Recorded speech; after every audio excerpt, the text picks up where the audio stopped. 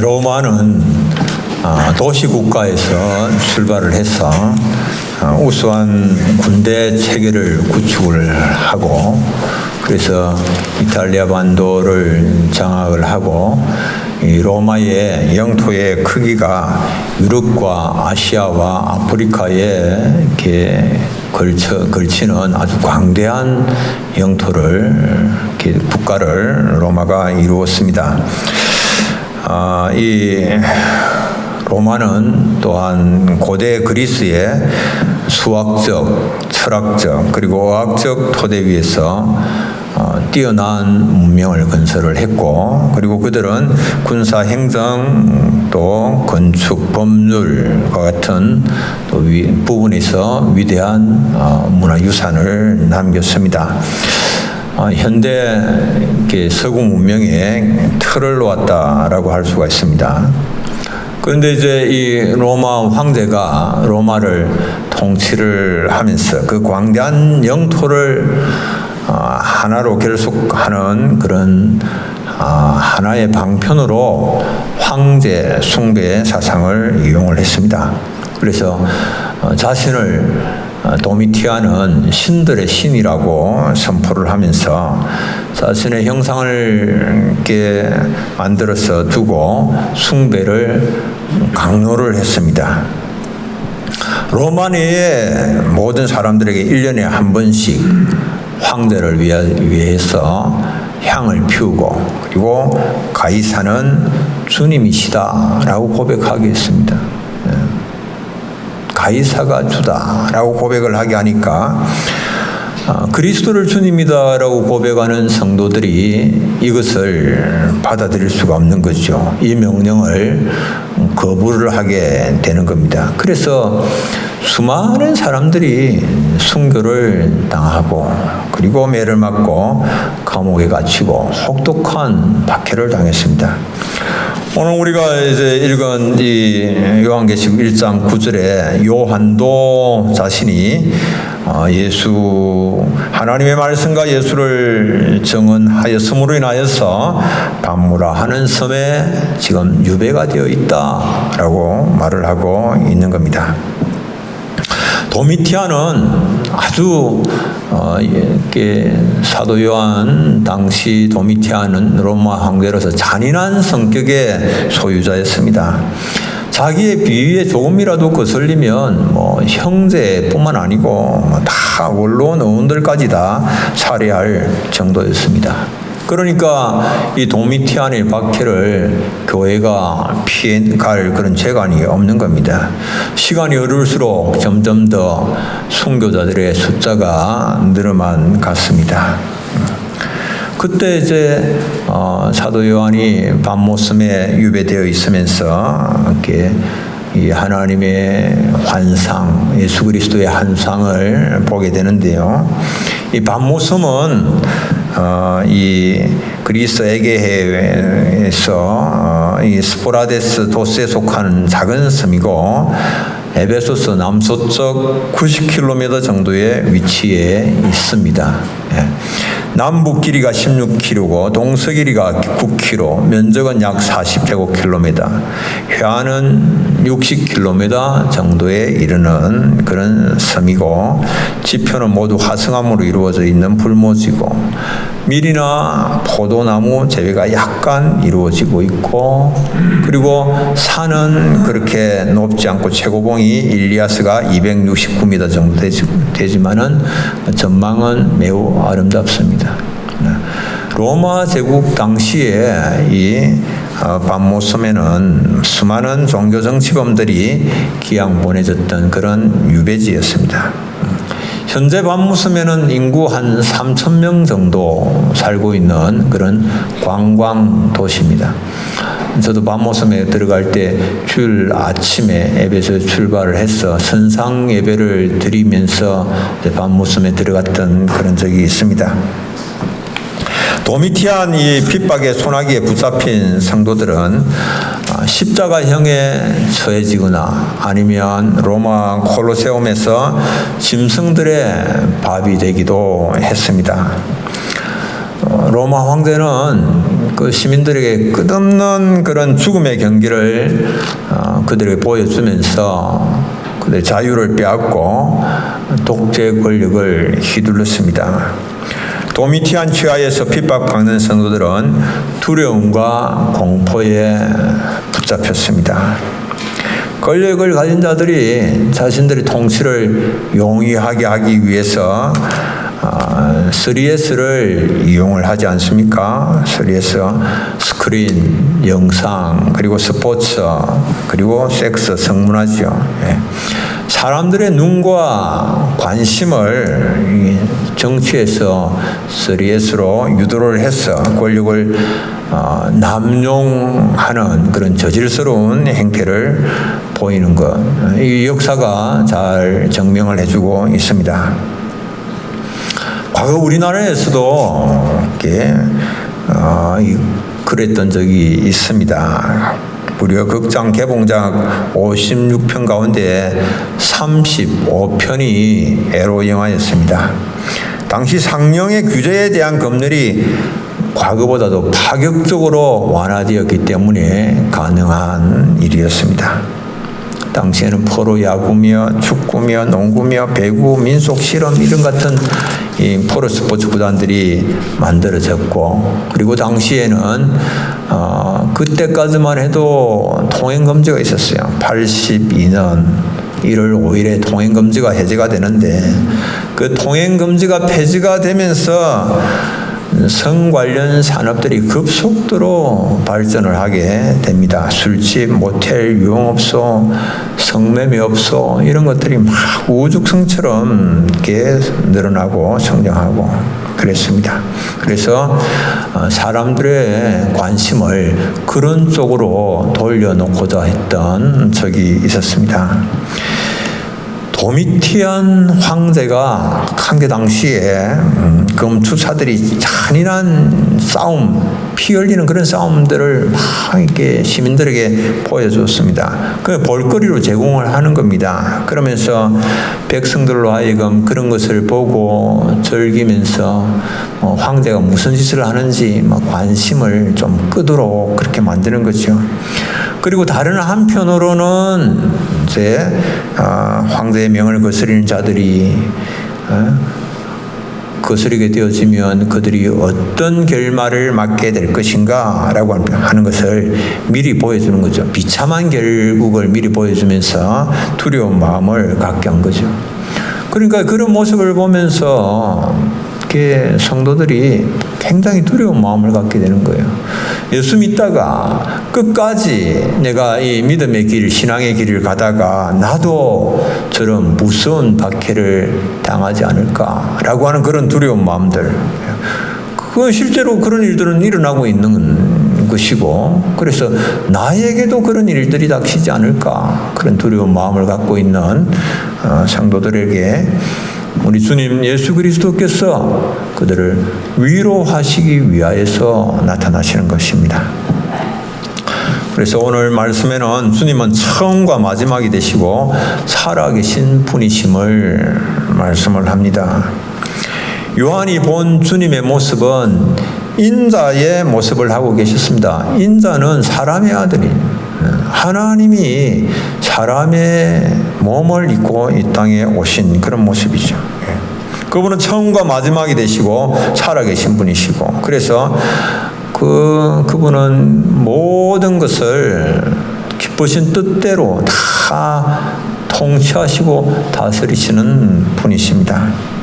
그런데 그 인자 되시는 예수님의 형상이 오늘 본문에 나타나고 있는데, 예수님의 인상은 흰 양털 같다 그랬습니다. 흰 양털 같고 눈 같으신 주님.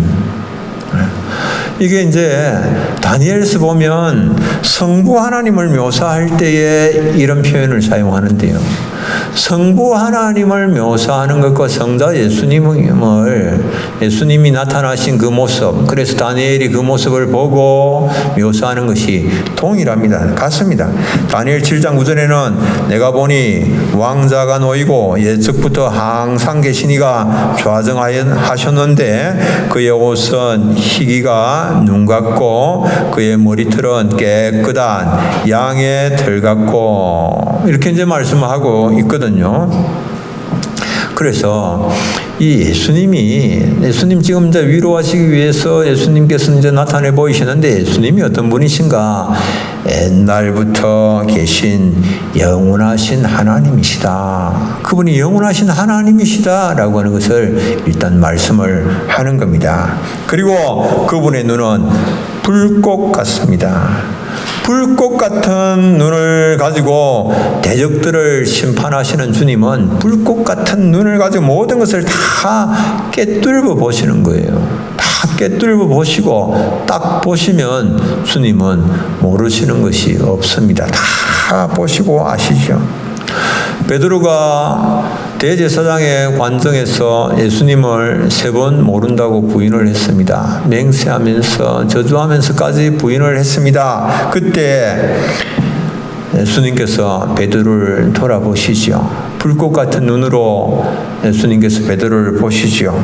베드로는 그때 예수님의 눈을 보면서 자신을 쳐다보는 예수님의 눈, 불꽃 같은 눈으로 자신을 쳐다보는 예수님을 보면서 자신의 부끄러운 죄가 생각이 나서 바깥으로 나가 심히 통곡하게 됩니다. 주님은 오늘도 그 불꽃 같은 눈으로 우리를 다 감찰하시고 계시지요. 주님 앞에 아무것도 숨길 수 있는 거 없습니다. 감출 수 있는 것 없습니다. 모든 것 다 주님이 보시고 계시고 아십니다. 우리는 그냥 사람들 눈만 살짝 피하면서 그냥 사람들만 나에게 대하여서 좋지 않은 평가를 하지 않으면 만족하고 그렇게 지나는 사람들이 들키지 않으면 괜찮고 그런 생각이죠. 주님 다 불꽃 같은 눈으로 모든 것 다 보시고 아시는 분이시죠. 그리고 그 입에서는 좌우에 날쌘 금이 나옵니다. 긴 양날 가진 금이죠. 이 주님의 입에서 나오는 이 말씀은 진리입니다. 진리는 우리 주님 예수 그리스도께서 사용하시는 가장 강력한 무기입니다. 양날 가진 금같이 예리한 이 말씀으로 주님께서 만국을 심판을 하시고 자기 백성을 구원해내시는 거죠. 그래서 주님께서는 이 양날 가진 금 말씀을 말하지요. 이 말씀으로 자기 백성의 모든 죄와 악을 제거하시기도 하시고 자기 백성들을 고치시기도 하시고 회복시키시기도 하시고 말씀으로 하시는 거예요. 말씀. 주님께서 가장 강력하게 사용하는 무기가 말씀이죠. 그래서 히브리서 4장 이전에 이런 말씀이 있습니다. 우리 함께 한번 읽어볼까요? 하나님의 말씀은 살아있고 활력이 있어 좌우에 날선 어떤 금보다도 예리하여 혼과 영과 및 관절과 골수를 찔러 쪼개기까지 하며 또 마음의 생각과 뜻을 판단하나니. 아멘. 하나님의 말씀의 능력이 엄청나죠. 혼과 영과 관절과 골수를 찔러 쪼개고 마음의 생각과 뜻을 판단하고. 주님의 이 말씀은 오늘도 살아서 우리 가운데 역사하는 겁니다. 그래서 내가 주님으로 인하여서 고침받기를 원하고 내가 회복되기를 원한다면 이 말씀을 붙잡아야 돼요. 주님 내게 말씀하옵소서. 그 말씀을 덮어놓고 지나는 분들이 있어요. 그냥 교회 올 때만 성경 들고 오고 집에 가면 덮어놓고 한 주일 내 그냥 휴대폰만 들여다보고 엉뚱짓만 하다가 그리고 교회에 오는 분들이 계신단 말이에요. 이 말씀에 이 하나님께서 우리를 고치시고 치유하시고 회복시키실 때 가장 강력하게 사용하시는 것이 이 말씀인데 이걸 사용하지 않는 거예요. 이 하나님의 말씀이 능력이란 말이에요. 우리에게 나타나는 하나님의 능력이고, 이 하나님의 말씀은 반드시 1.1핵도 그냥 헛되게 땅에 떨어지는 거 없이 다 성취화되는 말씀이죠. 그래서 그 주님의 입에서 좌우에 날쌘 금 같은 그런 말씀이 나오는데 그 말씀으로 우리가 고침을 받고 치유를 받아야 되는 거죠. 그 말씀으로 모든 하나님을 대적하는 것들은 다 심판을 받게 되는 일이죠. 또한 그분의 음성은 나팔소리 같은 큰 음성이고 많은 물소리 같기도 하다라고 말씀을 합니다. 하나님의 권세 있는 음성입니다. 이 주님의 말씀의 능력과 권능을 상징을 하고 있습니다. 또한 주님의 발은 풀무에 단련한 빛난 주석 같다라고 말씀합니다. 풀무에 단련했다라고 하는 것은 불순물을 다 제거한 것을 말합니다. 불순물이 제거된 주석이 빛나는 것처럼 주님께서 안정되고 힘있는 발걸음으로 교회 사이를 다니시면서 교회를 정화하고 정결케 하는 일, 오늘 주님께서 하십니다. 여러분들 주님의 교회입니다. 주님께서 잡고 있습니다. 어떤 분들은 교회가 타락했고 더 이상 교회에 소망이 없다. 주님이 살아계시는데 우리가 함부로 그렇게 말하면 안 되죠. 주님께서 그 교회를 정화하는 일을, 주님의 교회인데 주님의 교회를 두고 내가 판단하고 평가하고 주님이 하시는 일을 내가 판단하고 평가하는 거죠. 주님께서 어떤 일을 하시든지 주님은 찬양받으시기 합당하시고, 주님은 선하시고, 주님은 즉 공의로우시고 하신 분이시죠. 네. 7 금촛대를 거니시는 그 주님은 발에 끌리는 옷을 입고 가슴에 금띠를 띠고 계셨습니다. 발에 끌리는 옷은 어떤 사람들이 입는가? 대제사장들이나 왕이나 왕자들이 입는 옷입니다. 구약의 대제사장은 이 황금실로 된 것을 그 띠를 띄었습니다. 그런데 주님의 가슴에 띠는 전체가 황금으로 된 띠시요. 예. 그리고 발에 끌리는 옷을 입으신 주님, 위엄이 넘치는 모습을 하고 계시는데 이것은 왕 중의 왕이신 주님의 복장입니다. 왕 중의 왕이시기 때문에 전체가 황금으로 된 띠를 가슴에 띠고 계신 주님이시고, 만왕의 왕이시고 만주의 주가 되시는 분이시죠. 그런데 이 주님께서 만왕의 왕이시요 만주의 주가 되시는 이 주님께서 고난에 처한 주의 백성들에게 나타나시는 겁니다. 뭐 하시기 위하여서? 그들을 위로하고 격려하시기 위해서 주님이 나타나신 것이지요. 지금 사도 요한은 밤모섬에 유배가 되어 있습니다. 그래서 고통스럽게 하루하루를 보내고 있습니다. 지금 소아시아에 있는 이 요한계시록의 수신자들은 황제의 핍박으로 인하여서 두려운 하루하루를 보내고 있는 그런 상황입니다. 그런데 이제 요한에게 우리 주님이 나타나셨어요. 그래서 그 주님의 모습을 본 겁니다. 성령 안에서 그가 눈이 열려짐으로 말미암아 만왕의 왕이시고 만주의 주가 되시는 그 주님을 바라보게 되었습니다.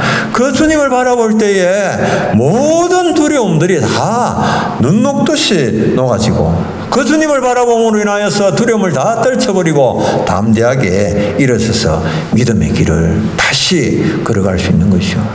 그리고 그 주님께서 이제 사도 요한에게 네가 본 것 그것 너만 보고 있지 말고 이 소아시아 7교회 오늘날로 하면 모든 주의 백성들을 말하는 거예요. 그들에게 다 이 편지를 보내서 그들로 보고 그 어떤 어려운 가운데 있다 할지라도 고난과 핍박 가운데 놓여 있다고 할지라도 두려워하지 말고 그들에게 위로와 용기를 갖도록 이 서신을 보내라. 여러분들 오늘 우리가 이 서신을 보고 그래서 위로를 받고 힘을 내어야만 하는 것이지요. 초대교회 성도들 중에는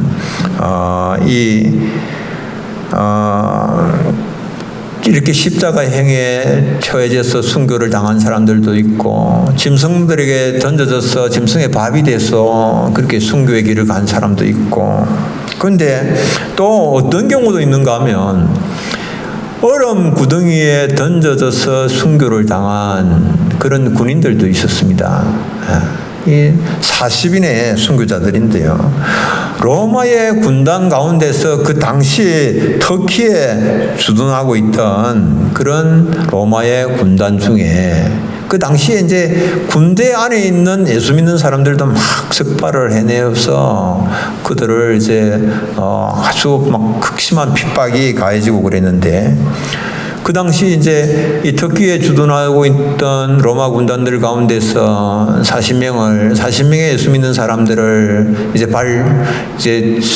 적발을 해내어서 그들을 얼음물에 넣어서 죽이는 이런 사건이 발생을 했죠. 예수 믿는가 믿지 않는가라고 하는 것, 군인들 가운데서 예수 믿는 사람들을 찾아내는 거, 이건 아주 간단했습니다. 그냥 이 군인들에게 로마 제국의 신상에 절을 하라 이렇게 명령을 했을 때에 거부하는 사람이 예수 믿는 사람이에요. 기독교인들입니다. 그렇게 터키 로마 군단 가운데서 40명이 추려졌습니다. 추운 겨울밤 꽁꽁 얼어붙은 연못 속으로 40개 얼음 구멍을 팠습니다. 그리고는 그 속으로 집어넣었습니다. 그 연못 옆에는 따뜻한 모욕물이 딱 그 장작불을 떼어서 준비를 해 두고 있었습니다. 언제든지 그리스도인임을 부인을 하기만 하면 연못에서 나와서 그 따뜻한 물로 들어갈 수 있도록 그렇게 이제 조치를 취해 두었습니다. 근데 이 40명의 군인들이 3일 동안이나 기도를 하면서 이 혹독한 추위를 견뎌내면서 기도를 합니다. 주님, 우리는 모두 40명입니다.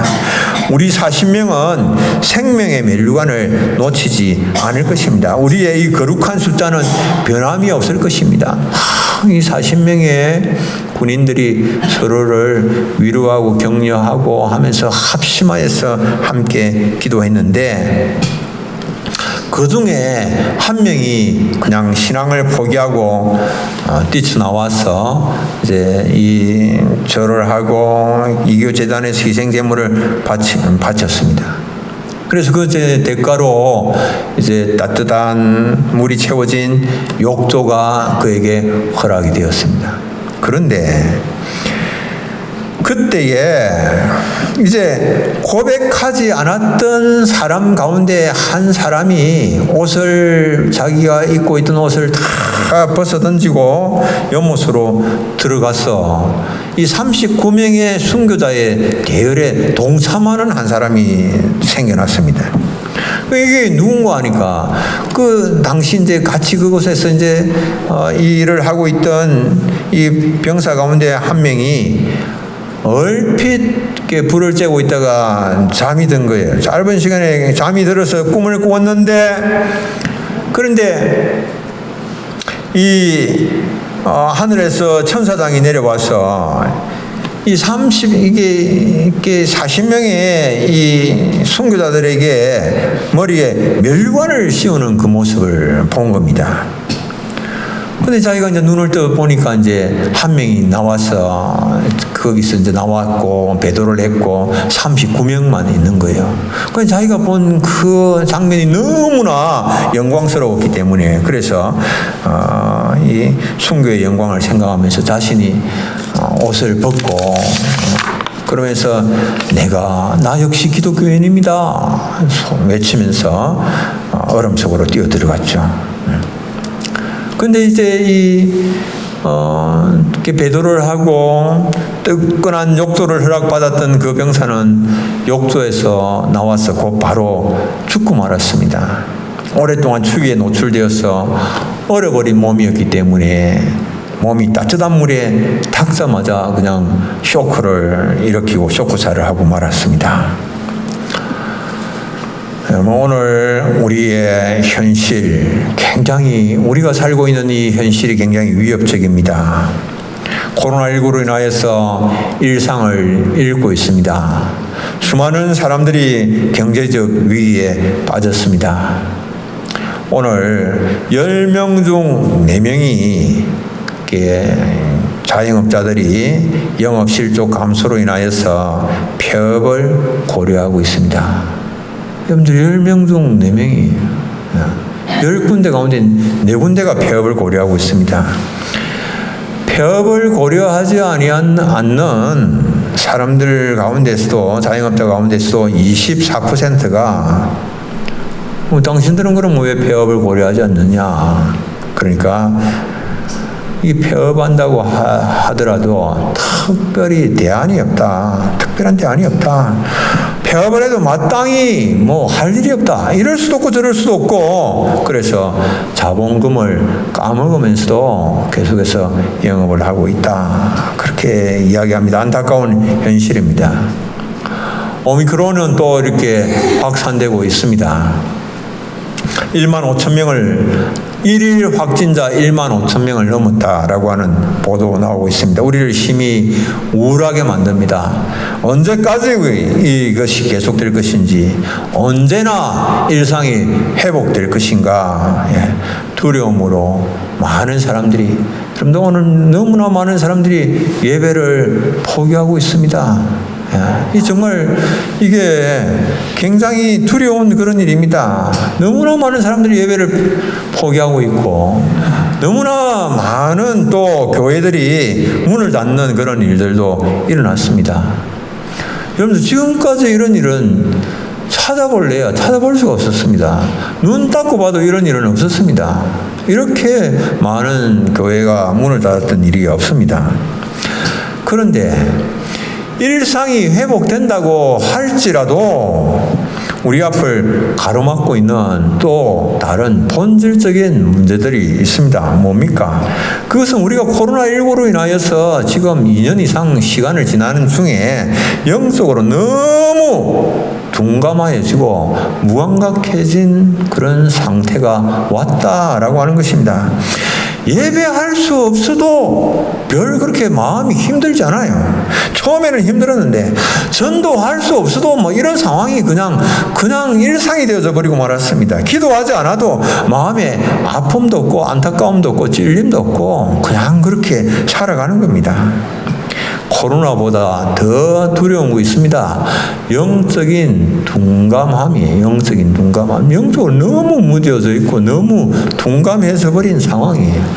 더 이상 기도하는 주님께 매달리고 주님 앞에 부르짖고 모든 것이 주님의 장중에 있고 만왕의 왕이시고 만주의 주가 되시는 주님께서 역사를 오늘도 주장해 나가시고 시작과 마침이 되시는 분이시고 알파와 오메가 되시는 분이시며 역사의 주인이 되시기 때문에 그분께 모든 것이 달려있다라고 하는 것을 믿지 않아요. 그냥 다 모든 것 자기의 힘으로 자기의 능력으로 그렇게 자기 손 안에 있는 것만 믿고 있고 의지하고 있는 그런 모습이죠. 그런데 여러분들 이런 가운데에서 우리가 바라봐야 될 것은 우리 주님 예수 그리스도입니다. 성령의 역사로 인하여서 눈이 열린 성도들은 이 주님을 바라보고 장차 누릴 영광을 바라보고 어려움을 극복하면서 예배의 자리, 기도의 자리로 담대하게 일어서서 나오게 되는 것이죠. 그리고 주님 앞에서 주님 안에서 기도하는 가운데에 또한 소망을 품을 수 있게 되어지는 겁니다. 우리의 모든 문제의 극복은 주님 안에 있을 때 가능합니다. 우리의 눈이 열려져야 됩니다. 주님께서 우리가 이렇게 영적으로 무감각해져 있는 이런 모습 보시면서 심히도 아파하시고, 그래서 다시 우리를 회복시키시기를 원하시고, 그래서 우리의 눈을 열어주셔서 주님 앞에 무릎 꿇기를 원하시고 계시죠. 그래서 이 주님 바라보시면서 사랑하는 우리 교우님들, 은혜의 보좌로 좀 힘써 나아가시는 그런 삶이 되시면 좋겠습니다. 두 번째로, 이 죽음과 음부의 열쇠를 지니신 분이 우리 주님이십니다. 음부는 헬라어로 하데스입니다.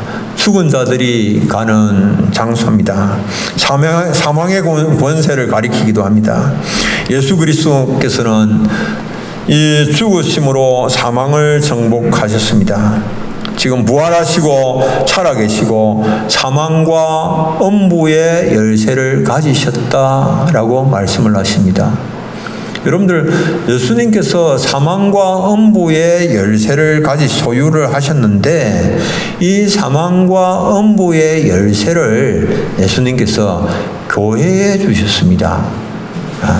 교회에 주셨기 때문에, 교회가 사망과 음부의 열쇠를 가지고 있기 때문에 결코 오늘 사망의 세력, 음부의 세력이 아주 강력하게 보여서 우리가 두려움을 품지만, 그러나 그 음부의 권세는 교회를 이길 수가 없는 것입니다. 마태복음 16장 18절, 또 내가 네게 이르노니 너는 베드로라, 내가 이 반석 위에 내 교회를 세우리니 음부의 권세가 이기지 못하리라. 사망과 음부의 열쇠를 소유한 그리스도 위에 세워진 교회, 여러분들 결코 음부의 권세가 이길 수가 없습니다. 죽음의 권세가 교회를 이길 수가 없습니다. 여러분들 왜 두려워해야 할지 모르겠습니다. 음부의 권세가 더 이상 교회를 이길 수가 없고 사망의 권세가 더 이상 이길 수가 없는데 왜 두려워합니까? 지금 현재 핍박 당하는 중에 있고, 그리고 많은 성도들이 고난과 죽음의 길을 걷고 있지만 두려워하지 말라. 주님 말씀하시지요. 두려워하지 말라. 두려워하지 마. 왜? 사망과 음부의 권세가 너희를 이기지 못한다. 주님 말씀을 하시는 겁니다. 17절에 두려워하지 말라. 나는 처음이요 마지막이다. 여러분들, 죽더라도 죽음이 마지막이 아니에요. 원수가 육체적 고통을 가할 수 있지만은 영적으로 결코 우리를 해칠 수가 없는 겁니다. 두려워하지 말라라고 하는 이 말씀은 황제의 명령을 거절하고 하나님의 말씀을 전파하다가 핍박을 당하는 자들에게는 큰 위로와 격려가 되는 말씀이지요. 그러나 여러분들 중간에 배도한 사람들, 황제의 명령에 따라서 우상을 숭배하고 주님께로부터 돌아선 사람들, 그리고도 끝까지 회개하지 아니하고 다시 주님께로 나오지 아니하는 사람들은 극한 두려움 가운데에 주님을 만나게 되는 겁니다. 여러분들, 우리가 잠깐의 안전, 쾌락, 만족을 위하여서 영혼을 포기하면 안 됩니다. 마지막에 어떤 일들이 일어나는가? 요한계시록 6장 15절 17절 이런 말씀이 있습니다.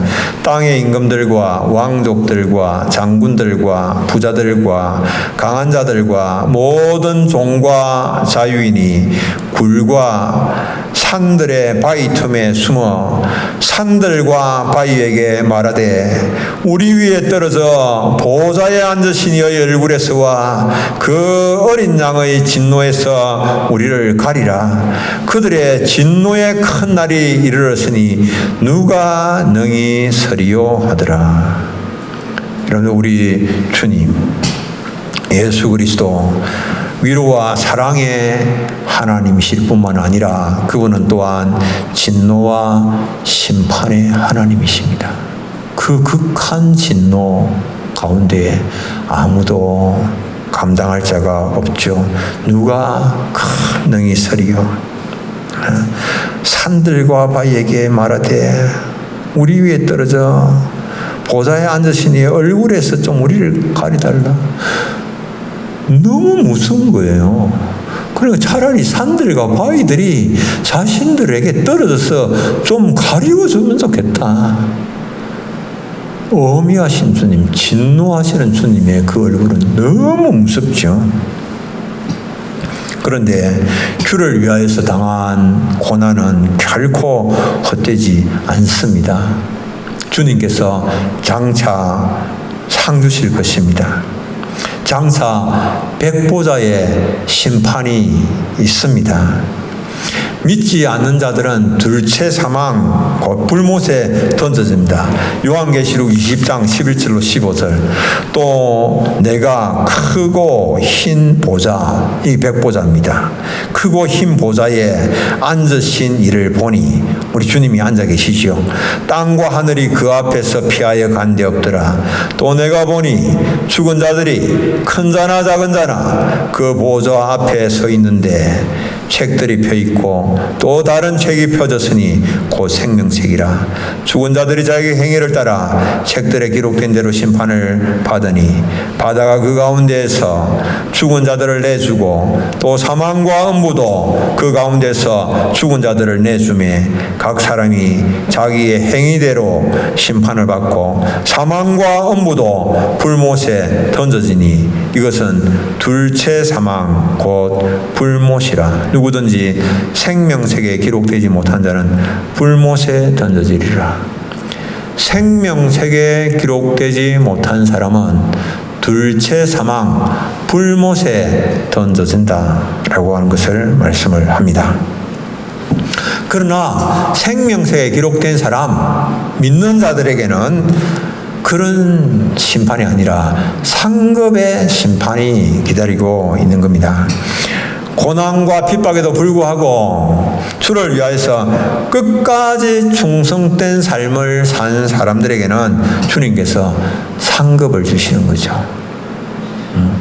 주님께서 상급을 주시는, 주님께서 주를 위하여서 수고하고 땀 흘린 자들에게 상급 주시는 그 순간 영광의 주님께서 임하셔서 우리를 만지시고 우리를 위로하시고 그리고 멸류관을 씌워주시고 상급을 주시는 그 순간을 좀 바라볼 수 있으면 좋겠습니다. 1853년에 크림 전쟁이 발발했습니다. 영국과 프랑스, 오스만 제국 세 나라가 합세를 하고 러시아와 벌였던 전쟁인데, 이 크림 전쟁이 1856년에 영국 적연합국의 승리로 끝났고 런던에서 대축제가 벌어졌습니다. 당시 빅토리아 여왕이 이제 성전 영웅들에게 훈장을 달아주기 시작합니다. 어떤 병사는 양팔을 잃었고 어떤 병사는 목발을 짚고 나왔고 어떤 병사는 이마에 붕대를 감고 나왔는데 모두에게 훈장을 달아 주었습니다. 모두가 성전의 기쁨이 있었고 감사와 충성의 미소가 있었고 그리고 상급이 그들에게 훈장과 더불어서 내려졌습니다. 맨 나중에 팔과 다리를 모두 다 잃어버린 병사가 들끝에 실려서 나왔습니다. 너무 심한 부상으로 인하여서 고통스러워하면서 들끝에 실려 나왔습니다. 그 계급은 병사였습니다. 그런데 조국을 위하여서 충실하게 자신의 위치에서 최선을 다해서 싸웠습니다. 그 팔과 다리가 다 잘려진 병사를 보면서 여왕이 눈물을 흘리면서 훈장을 달아주고 이마에 키스를 해주면서 착하고 신실한 종아 잘하였도다 이렇게 치사를 했습니다. 그 순간에 그 병사의 모든 고통과 괴로움이 다 사라진 듯이 기쁨의 미소를 지었습니다. 우리가 만왕의 왕이시고 만주의 주가 되신 주님 앞에 서는 그 순간 우리가 만약에 믿음을 지키기 위하여서 맡겨주신 사명 감당하기 위하여서 분투하다가 우리가 상하고 찢긴 모습으로 주님 앞에 서게 되어진다면 주님 그때 우리에게 뭐라고 말씀을 하시겠습니까? 주님 우리를 어떻게 보시겠습니까? 주님 귀하게 보시고 한없는 위로를 주시고 상급을 주시지 않겠습니까? 이런 주님이심을 오늘 우리에게 말씀을 하시는 거예요. 그래서 그 주님을 바라보면서 비록 현실이 녹록하지 아니하고 두려운 일들이 일어나고 힘든 일들이 일어나고 우리가 감당해야 할 그런 고난의 그런 짐들이 있다고 할지라도 그것 잘 감당해 내면서 끝까지 믿음의 걸음을 잘 걸어가는 그런 우리 사랑하는 성도님들 다 되시기를 바랍니다. 우리 찬송 한 장 부르겠습니다. 83장 나의 마음의 근심.